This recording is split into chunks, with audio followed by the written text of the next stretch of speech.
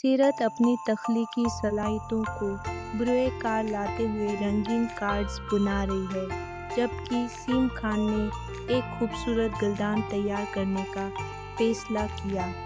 क्या ख्याल है कि हम एक खूबसूरत नज़म भी लिखें? सीम खान ने गुलदान को रंगीन पत्थरों से सजाया और सीरत ने अपनी नज़म को दिलकश अंदाज में लिखा। ये वाकई बहुत खूबसूरत लग रहा है।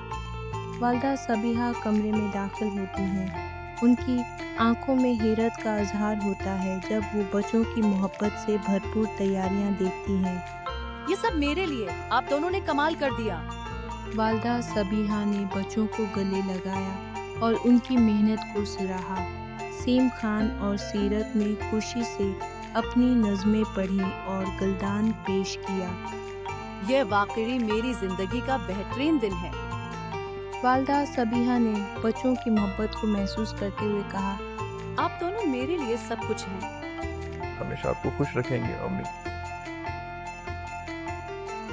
रवि और काव्या अपने बिस्तर से उठकर अपनी माँ के लिए कुछ खास करने की योजना बना रहे थे। आज मदर्स डे था और वे अपनी माँ को एक यादगार दिन देना चाहते थे। चलो हम माँ के लिए एक सरप्राइज तैयार करते हैं, रवि ने उत्साह से कहा। काव्या ने टेबल पर फूलों का गुलदस्ता सजाया और रवि ने ताजे फलों का सलाद तैयार किया। दोनों मिलकर एक खूबसूरत ट्रे तैयार कर रहे थे। मुझे लगता है माँ को ये सरप्राइज बहुत पसंद आएगा, काव्या ने मुस्कुराते हुए कहा।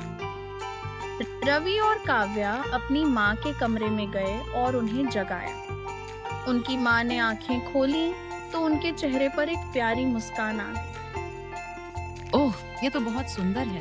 धन्यवाद बच्चे, उन्होंने बच्चों को गले लगाते हुए कहा।